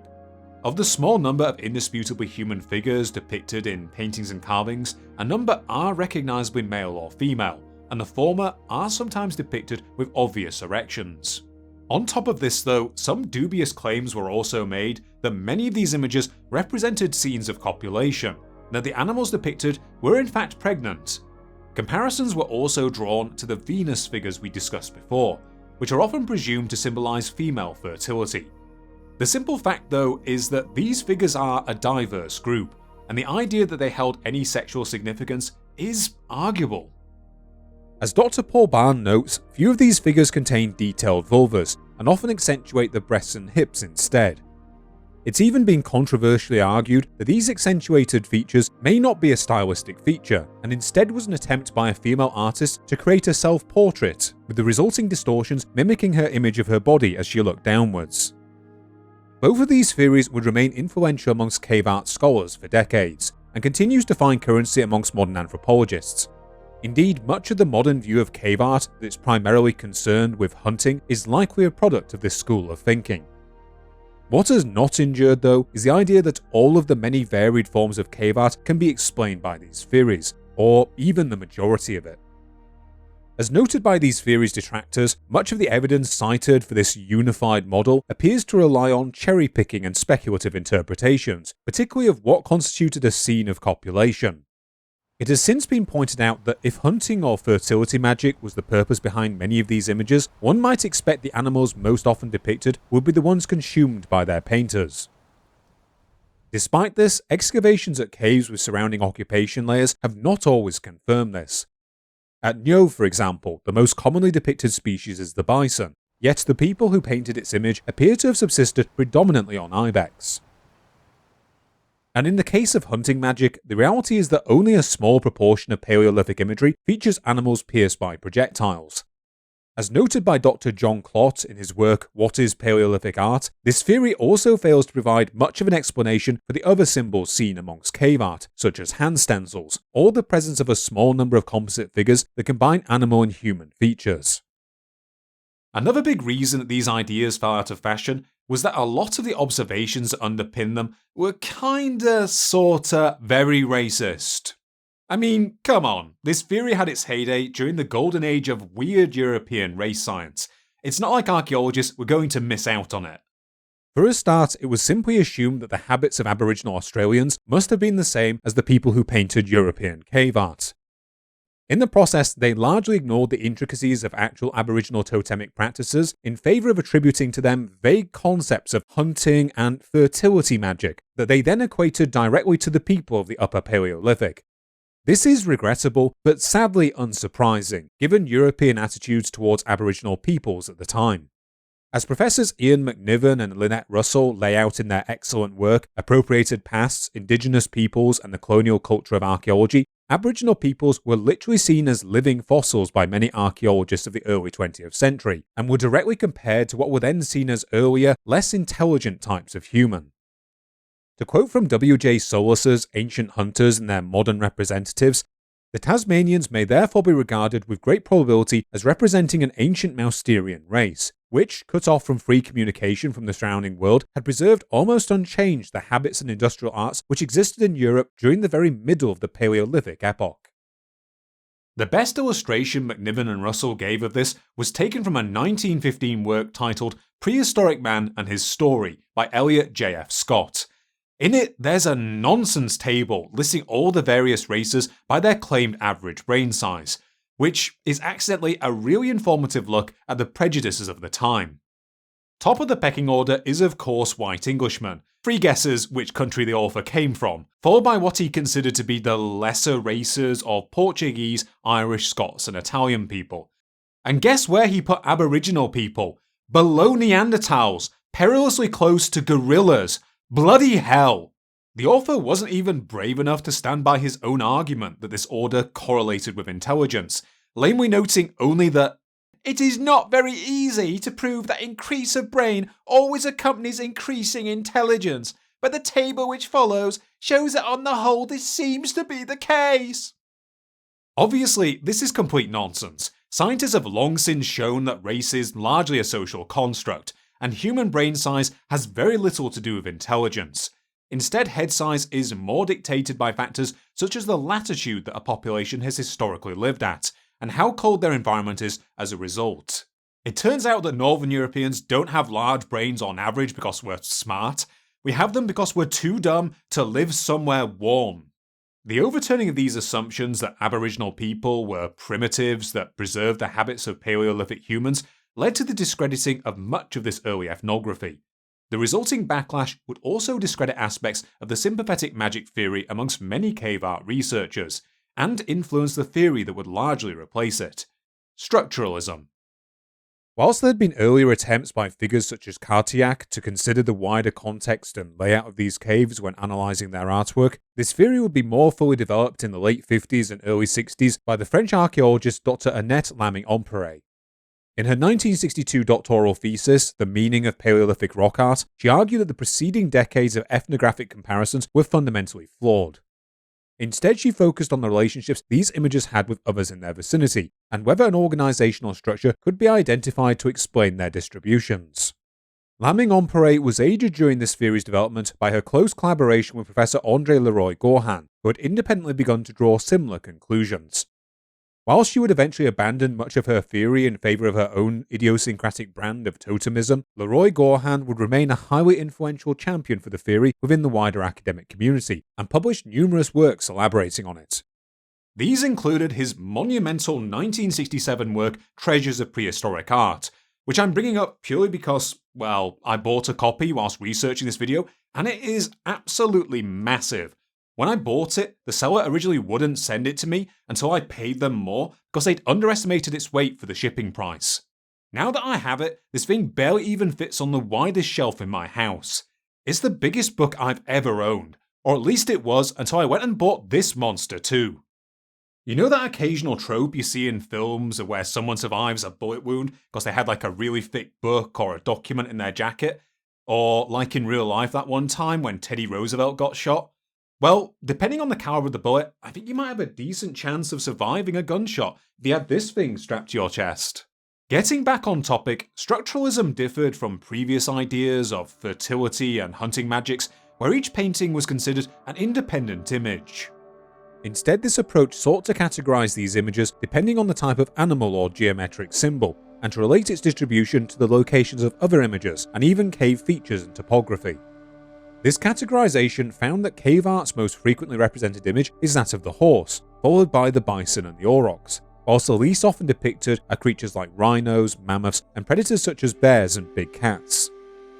Under its systems, it has also become clear that the images at many cave art sites were not accrued randomly. Some species, such as the horse and bison, share the same panels too often for it to be coincidental. Animal species also vary depending on whether the surface they were painted on was either concave or convex, with the majority of horses, stags, and ibex being found on the former, along with all known hand stencils, whilst most bison and aurochs are known to have been painted on the latter. In some caves, figures are seen to be carefully arranged around large fissures or entrances in the rock, and studies of the acoustic properties of several caves have found that areas of decoration often have the best resonance for men's voices. More controversially, Leroy Gourhan also championed a theory that these images held a type of sexual duality, with both animal and geometric images having either male or female properties. Whilst Leroy Gourhan admitted that this system did not cover all known work, he held that images of bison, cattle, and mammoths were inherently female, whilst horses and ibex were inherently male. It didn't matter, for example, that many paintings of bison were clearly male, it was their species, he argued, that governed this dualism. This system would be heavily criticised by a number of archaeologists, who held that these types of categorizations were just as subjective as the ethnological interpretations that had preceded them. Similarly, another feature of Leroy Gourhan's work that has now largely been rejected is his theory of there being an ideal cave painting sanctuary. Under this hypothesis, he argued that Paleolithic artists would deliberately select caves to decorate based on a series of criteria for their layout. It is now known, though, that these caves are simply too varied for a single idealized structure to explain the majority of their layouts. Yes, there do appear to have been certain conventions in how these paintings were composed and ordered in relation to one another, but their exact placing appears to have been dictated by the unique features of the caves that these people selected. Structuralism has also come in for criticism from researchers more sympathetic to drawing ethnographic comparisons. For example, in his 2010 book Cave Art, Dr. John Clott would argue that structuralism's aversion to making any ethnographic comparisons at all renders it unequipped to consider the why of cave art's creation, contenting itself simply with answering how and where. Leroy Gourhan would accept criticisms of his hypotheses, and in his defense, some of his conclusions might have been shaped by the more limited body of known cave artwork that he had to work with at the time. Despite these criticisms, variants of this structuralist approach became the dominant strain of thought amongst cave art academics throughout the second half of the 20th century, and many of its frameworks for categorizing Paleolithic imagery remain in use today. But then, somehow, ethnography returned. In 1996, Dr. John Clott and Professor David Lewis Williams published the book The Shamans of Prehistory. In it, they argued that the creation of these images were the result of shamanistic rituals, conducted by religious practitioners specializing in communing with the spirit world. To support this theory, they drew upon more recent shamanistic practices conducted by a wide variety of cultures, including the San people of southern Africa, the Tungusic people of central Siberia, and the Inuit peoples of North America. From these various practices, they claim that the defining mark of shamanism is the belief that its practitioners could leave their bodies and travel to a world of spirits and supernatural forces, acting as mediators between them and the physical world, as healers, and often taking the forms of animals in the process. This theory further argued that Paleolithic peoples saw the walls, floors, and ceilings of caves as thin membranes between them and an underworld populated by spirit beings and animals. Thus, many of these animal paintings and engravings could be explained as attempts to contact the gods or spirits in order to gain their power or intervention. It was similarly argued that painted handprints were the result of an attempt to establish an intimate relationship between the participants and this unseen world of spirits. To support this theory, Clott and Lewis Williams pointed to presumably ritual behaviours seen at a number of caves, along with images that they claim may depict these shamans. Something that we haven't really explored so far is that alongside cave art's animal and geometric images, We also know of a small number of figures that seem to combine animal and human motifs. The most famed of these include the Sorcerer of Le Trois Frères, a composite figure placed in a prominent position some 3.5 meters off the ground that combines humanoid and stag-like features. Sadly, some of its features are now only known from an earlier sketch by Henri Breuer, a reconstruction that may in itself be somewhat imaginative. Several other composite figures have been found within the same sanctuary, including a figure playing an instrument that combines human and bison anatomy. At Chauvet Cave, a painting has also been found spanning a rock protrusion that combines the upper body of a bison with what it has been argued are human-like legs, whilst at Lascaux a bird-headed man is depicted next to a stick topped by another bird, and what may be a wounded bison. As for the more geometric motifs, well, these could be explained by another claimed shamanistic practice. A key component of this theory is the idea that practitioners from this time would have entered trance-like states in order to commune with the spirit world, and that the resulting hallucinations would have influenced the type of imagery with which these caves were decorated. These trances, they argued, would have been induced through a number of methods. Alongside the potential use of hallucinogenic substances, they also proposed that these could have been triggered by more mundane means, such as the extreme sensory deprivation and social isolation triggered by people remaining in the darkness of these caves for a prolonged time.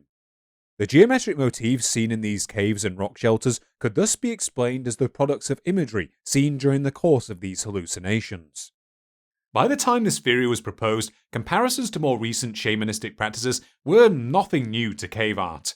In the late 1960s, André Glory would attempt to link these images with Siberian shamanism, though his approach was heavily criticized by Leroy Gurhan, himself an experienced Siberian ethnographer. Advocates of the sympathetic hunting and fertility magic theories had also regularly referred to these composite figures as sorcerers, though in this case they were usually envisioned more as shamans wearing masks or skins, rather than people undergoing a ritual transformation. As with structuralism, this theory also did not claim that one single shamanistic system could explain the purpose behind all kinds of cave art, but instead that multiple different forms of shamanism may have interacted within some sort of loose framework. In the near 30 years since it was proposed, Clott and Lewis Williams have continued to develop and argue for this theory. In his 2010 work, Cave Art, Clott would go so far as to confidently declare that this form of shamanism was the hypothesis that best accounts for the facts as we currently understand them. Despite his declaration, this theory has proved to be incredibly controversial, and has been critiqued and even rejected out of hand by a wide range of cave art researchers. Often those objecting to this theory have argued that elements of this artwork and their surroundings likely had some form of ritual function, but have argued that such sweeping theories are highly premature, or based on misunderstandings of modern cultural practices. As argued in an extensive critique by Dr. Paul Barn in Images of the Ice Age, in few to none of the ethnographic accounts that this theory draws upon is rock art creation the sole domain of shamans, and he claims that the idea that the San people separate the universe into a mundane and spirit world is largely a construction of Western scholarship.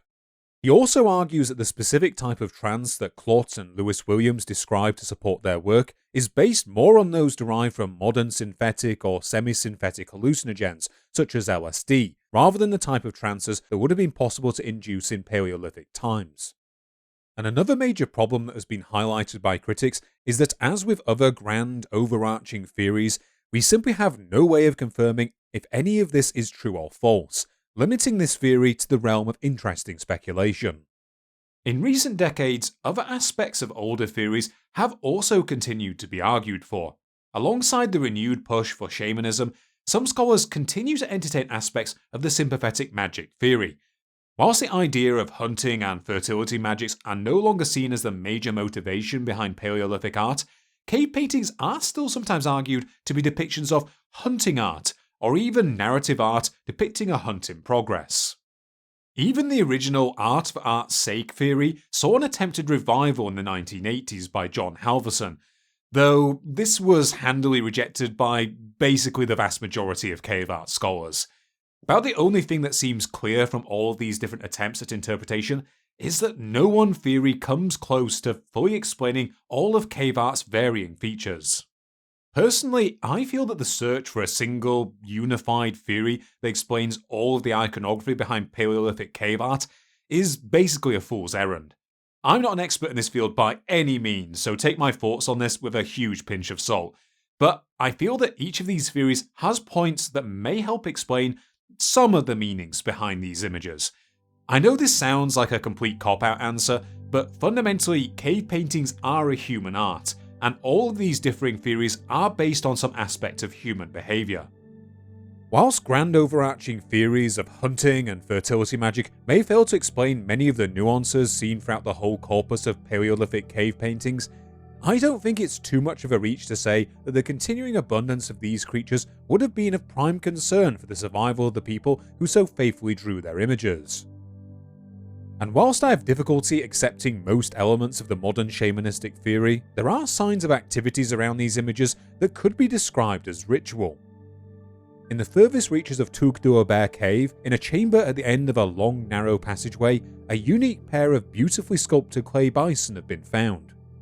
Immediately adjacent to this chamber, a lower open area is marked by a series of footprints made by adolescents walking only on the heels of their feet, and who also carefully left impressions of their fingertips in its clay.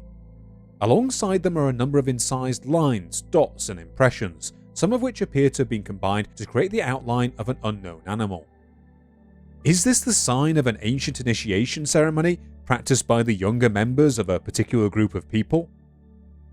In the connected Chauvet Cave, around 60 bone objects, some of them engraved, were also found thrust into the floor of its end chamber, whilst many others were placed within the cracks of its walls. Are these another attempt to pierce the veil between the world of the living and the world of the spirits? Or were they simply placed within the walls to act as pegs on which to hang things? Or are they just bits of debris left over from domestic occupation?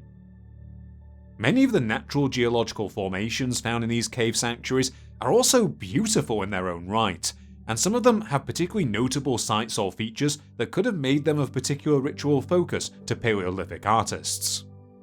At Cognac, the main decorated chamber is filled with what Dr. Bruno David calls ornate forests of speleothems, particularly the many hundreds of rock straws that hang from its ceiling. These concretions give off an echoing, ringing sound when tapped, and the presence of broken and scarred shawls and stalactites has been used to argue that the creation and viewing of these images may have been accompanied by the production of sound.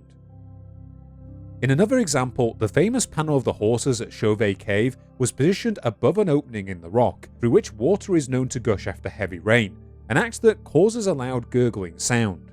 Was this opening a factor in how the panel was placed? And if so, what significance did the painters place upon it? The huge time span during which these images were painted also gives me reason to doubt that they can be explained by a single, all-encompassing theory. To me, the idea that this artwork represented a single unified cosmology that persisted throughout this entire period also doesn't seem to match with what we know of how human belief structures evolve and change in more historically documented periods. To give an example, you only have to take a brief look at how the mythologies of all the different civilizations of the ancient Middle East evolved and changed within the span of only a few hundred years to realize that these concepts can be surprisingly fluid. One idea that fascinates me about these paintings is whether the people who painted the later images at sites with multiple phases of decoration had the same ideas about what they symbolized as the people who created the earlier paintings. It might well be the case that these later peoples had much the same experience as people who discovered these places in modern times. It's easy to visualize someone in the late Paleolithic stumbling into a long disused cave whilst exploring or in search of shelter, and to their awe, discovering etchings already hundreds or thousands of years old. Perhaps these Paleolithic discoverers had heard of rumours of a special place that had almost been forgotten in the wilds, or disregarded warnings to stay away from an old cave that was now considered off limits. Sometimes these visitors even chose to retouch the existing paintings, and it's interesting to think about what this process of renewal would have meant to them. Outside of all these different theories, there's another major question that hangs over these images, which is, were they ever intended to be seen at all? On the one hand, you might think that their placement deep within dark, often treacherous caves may have been designed to limit the number of people able to view them. Looking at where many of these images were painted within their cave systems, however, gives us contradictory impressions. In some cases, paintings do appear to have been placed in highly visible locations that would have amplified their effect on anyone who saw them. The most spectacular example of this is the Hall of the Bulls at Lascaux, where images of aurochs, deer, horses, and even an odd creature dubbed the unicorn dominate its walls in highly visible fashion. Similarly prominent compositions include the panel of the horses at Chauvet and the spotted horse panel of Peshmerga. In some cases, people even remodeled parts of these caves to make their images more visible. At the main chamber of Candamo Cave in northern Spain, its artists appear to have broken a number of rock concretions in order to allow a clear line of sight to a black drawing of a horse, itself situated some 12 meters above the ground. Many other images, though, are placed almost to deliberately obscure their visibility. For example, the scene of the bird-headed man and bison at Lascaux we discussed before was placed in a side chamber on a wall at the bottom of a 16 feet deep shaft. Elsewhere, there are many other examples of caves where artwork was placed in narrow clefts in the rock, in the furthest possible reaches of their systems, or in cramped galleries that are extremely hard to access. In some cases, the inaccessibility of these places may have been less of a factor in Paleolithic times, whilst others always seem to have been borderline inaccessible. For example, the cave of Trois Frères could only have been entered through the connected Onlen cave through a tight crawlway, whilst at La Pasiega in northern Spain, a number of engravings in a small chamber can be accessed only by traversing a very narrow 10-meter long passage. A special mention has to go to an engraving of a horse head hidden inside a fissure at Chauvet Cave, which not only would have been invisible to any observer, but also to the artist as they carved it. Just imagine the amount of skill that must have taken. Whilst the true answer as to how public any of this art was ever intended to be will likely remain forever unknown, the difference in how some of it was presented suggests that some of its images were intended to be more widely seen than others. The unfortunate reality is that there are many other questions surrounding cave art that we will likely never know the answer to. For example, we know of handprints that feature missing or deformed fingers. Are these the earliest records we have of people with disabilities? Were they a cultic practice, where people chose to remove a specific part of their finger for an unknown purpose? Or are they people just creatively making a different looking image by holding some of their fingers down so that they won't be visible? We'll probably never know.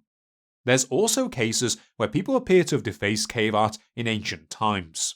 At Chauvet Cave in southeastern France, 15 red and black hand stencils have been found that appear to have been deliberately scratched out, whilst at Chauvet, a number of representations of reindeer were either partially erased or defaced with engravings. Did these images represent ritual practices that the culprit objected to, or was this destruction itself steeped in symbolism? Alternatively, was this defacement performed by the painting's original creator, and was the artwork's destruction considered an additional part of whatever functional role it played? Then there's the question of the age and gender of the people who made these paintings. A number of studies have attempted to infer this by measuring handprints found at these sites, but from what I can tell, the only conclusive finding is that both men and women were likely involved in their creation. Unfortunately, the paint deposited in these prints can quite easily spread beyond the dimensions of the hand that made them, and it's just not that easy to tell the difference between the handprint of a man and the handprint of a woman. We do, however, have evidence that children were involved in the creation of some of the markings preserved in these caves. In addition to the footprints of both adolescents and children that have been found at Touques du Daubert and Chauvet Cave, a recent survey found that a high proportion of handprints were likely made by children or even infants. A curious example has also been found at Chauvet Cave, where a number of children's handprints have been found preserved on the moon milk of the limestone wall. Surprisingly, these prints have been found in high up places within the cave, indicating that they may have been deliberately held up or were sat on the shoulders of adults whilst they made these marks. Similar tracings and prints have been found at sites such as Rouffignac and Peshmerga, again in places that children would have been unable to reach without adult assistance. It puts me in the mind of a modern parent lifting their child onto their shoulders to watch a parade, and it may show that the people of this time were willing to make a special effort to include their son or daughter in a communal activity. These little glimpses of more sentimental practices bring me to my favourite thing about cave art. In popular culture, we often see prehistoric times represented as a brutish period, when men and women spent most of their time throwing spears at mammoth and hitting each other over the head with clubs. Whilst violence was definitely a part of Paleolithic communities and survival itself would have been more dangerous than in modern societies, there's currently little evidence that humans were especially violent towards one another during these times. This violence is also largely absent from cave art.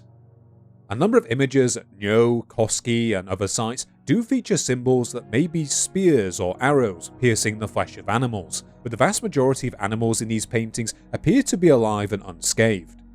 If humanity had died out instead of our Neanderthal brothers, the record we would have left them would have been a relatively peaceful one, of a people who catalogued the animals we saw in the world around us, and who left behind impressions of ourselves in the form of handprints and carvings.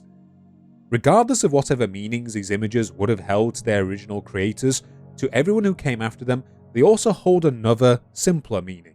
One that says, I was here. I existed. To finish today, I'd like to talk about some of the dangers many of these images now face, and that archaeologists go to great efforts to protect them against. Some of these dangers are a natural consequence of where they were painted. I mentioned towards the beginning of this video that caves are often very wet places, and many paintings have suffered from water damage in the millennia since their creation. At some caves, we can still see faded traces of artwork that have sadly been all but obliterated. More recognisable images haven't gone unscathed either. The strangely translucent red filling of the bison Altamira isn't an effect that was intended by its original artists, it's the result of millennia of gradual water damage. Sometimes the rock of these caves also proves to be unstable, and if part of a rock wall collapses, it can take paintings and carvings with it. What a lot of people also don't often realise is that the humans who once created these images are now often the greatest threat to their survival.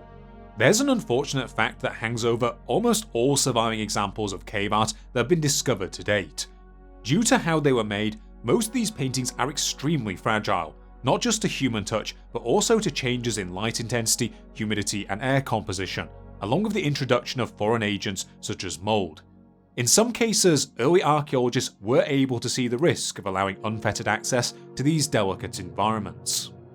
One of these was Marcelino Sanz de Sautola, who again proved himself a pioneer at Altamira.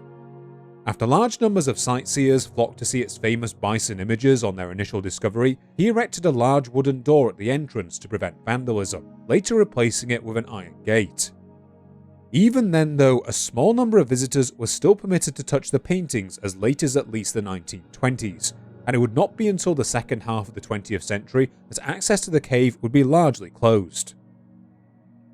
In another unfortunate example, when Lascaux Cave was discovered in 1940, it was initially left open to the public. By the mid-1950s, the increased carbon dioxide levels generated by the visitors led to both increased water erosion and mold growth that caused lasting damage to its images. To try and stop this, the cave was eventually closed in 1963, but mold growth and continued environmental disruptions remain a concern at the site. Other more direct human acts have also led to the loss of entire images. The artwork at Arcy-sur-Cure initially went undetected by archaeologists, and its cave network was left open to the public. By the 1970s, its walls had become covered in soot and graffiti, so in 1976 its administrator had the walls cleaned using high-pressure hoses, chlorine, and hydrochloric acid. 14 years later, it was discovered that the layers of calcite that had built up on its walls and ceilings actually covered nearly 200 figures, and that many more had likely been destroyed by the earlier cleaning. The result of all these threats is that in many cases, archaeologists have been forced to close the caves containing this artwork to all but a few dedicated specialists. In a strange twist, the preservation of these images now often relies on them remaining as exclusive and inaccessible as their original creators may have intended. As a replacement, some of the more famous caverns have been reproduced in facsimile form, which aim to at least capture the feeling of viewing the original artwork. And just as a side note, many of the photos of this artwork that I've been showing today actually come from these facsimile versions. It turns out that images of them are just far more widely available. On top of these destructions, archaeologists have also had to contend with attempted frauds, which have harmed efforts to identify actual cave art. In 1991, paintings found at the cave of Zubialdi were initially passed off to the press as genuine Ice Age artworks dating from the Magdalenian. Fortunately, their sheer freshness of appearance and clumsiness of execution meant that they quickly came under suspicion from specialists. Later, it was discovered that the paints used for them contained modern synthetic fibres, and that the culprit had stupidly returned to add new images to the walls after their initial reporting. This fraud in turn damaged attempts by archaeologists to publicise the genuine cave art found at Chauvet Cave, which was published shortly after and also came under suspicion due to its remote location. It's a real shame that this person felt motivated to perpetrate this fraud. Personally, I would appreciate the production of new Ice Age style cave paintings as both the revival of an artistic style and as a type of performance art in itself, provided that none of it is passed off as genuine. Chauvet itself also faces an existential threat in the form of climate change. At the time its images were created, between 27 to 19,000 years ago, this cave was located far inland, and its tunnel network was freely accessible on foot. In the millennia since the end of the last ice age though, sea levels have risen, and now its entrance and many of its lower tunnels are underwater and dangerous to access. The result has been the destruction of many of its images, leaving behind only a fraction of its original paintings. Every year the sea level rises a few more millimeters, gradually eating away at more and more of its ancient artwork. It now seems inevitable that most of it will be destroyed, and the best archaeologists can do is to catalogue its images and try to reproduce it whilst time remains. The result of all this is that when new sites are discovered today, archaeologists are extremely careful about how they're initially explored and catalogued. Some of the most painstaking and admirable efforts have been conducted at Chauvet Cave. Upon its original discovery, the site was immediately closed to the public, and has remained so ever since to avoid the type of damage seen at Lascaux and Altamira. Again, in Werner Herzog's documentary Cave of Forgotten Dreams, you can see just how seriously the cave's safety is taken, with the filmmakers only being allowed in it for a limited amount of time, and initially being restricted to a rubbish old hand camera for filming before more extensive equipment was allowed on the site. Unlike many caves that were discovered earlier, Chauvet's original cave floor was also preserved, with movement around the site now being restricted to a number of raised walkways to prevent damage to its surface. It's reassuring to watch just how seriously the Chauvet team take their responsibility to protect the site from human activity. I mean, Chauvet's importance to our understanding of the history of cave art can't really be underplayed. It was this site alone that rewrote the timeline of how cave art developed, whose great age overturned the vaunted stylistic model and demonstrated that humans have been capable of the most vivid forms of artistic expression since their initial arrival in Europe. After all, we have the radiocarbon dates to prove it.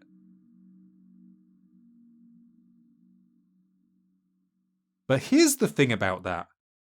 You remember that pin I mentioned? Let's talk about it.